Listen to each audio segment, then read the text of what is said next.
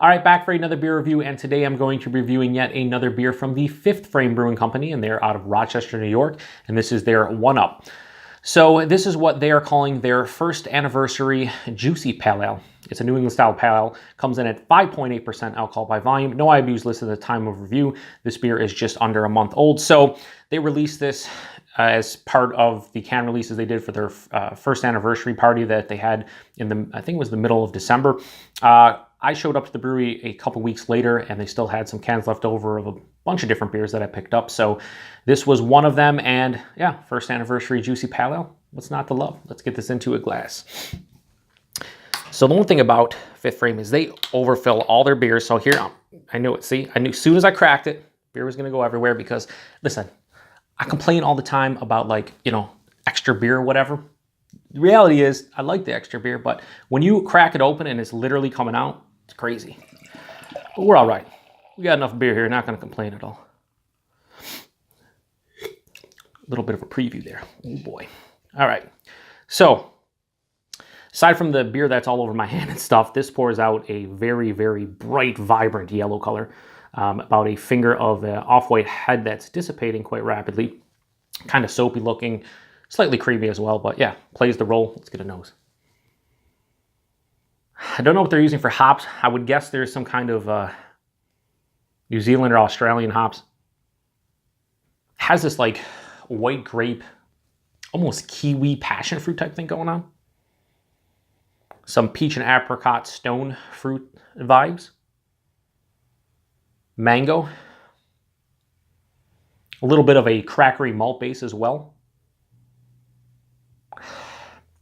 There's like edges and nuances of a herbaceous dankness as well. Really though, very juicy. A lot of, like I said, like Nelson Sauvin into Galaxy, Vic Secret, those type of hops more so than anything. Like I said, I don't know what they're using in this one, but that would be my guess, and usually I'm wrong, so. Yeah, it smells pretty good. Let's get into it. Cheers.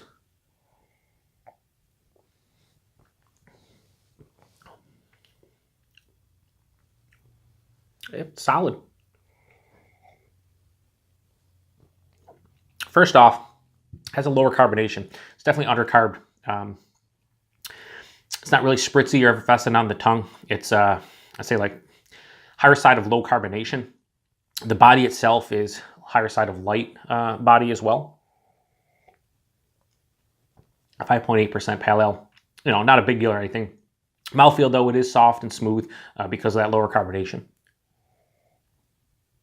The flavors, though, they're solid, but there's nothing wowing me here. More of that white grape, white wine, passion fruit. Now I'm tasting it more of like a gooseberry thing going on as well. Peach, apricot, mango, stone fruit vibes underneath everything. This one has pretty substantial dryness and a decent bitterness as well.